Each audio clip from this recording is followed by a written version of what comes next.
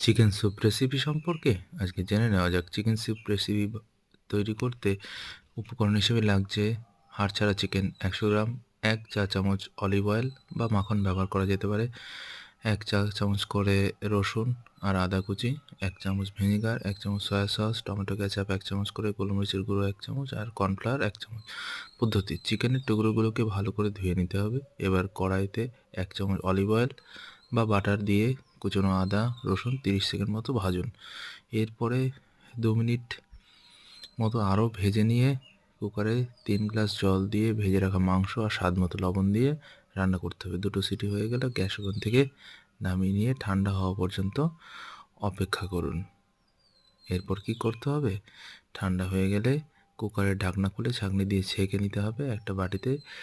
এবারে চিকেনের টুকরোগুলো থেকে চিকেন ছাড়িয়ে নিতে হবে হাত দিয়ে বা কাঁটা চামচ দিয়েও করতে পারেন।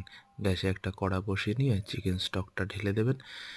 এবারে স্বাদ মতো লবণ, vinegar, soya sauce, tomato ketchup ও বাকি উপকরণগুলো দিয়ে আঁচে ফুটিয়ে নেবেন।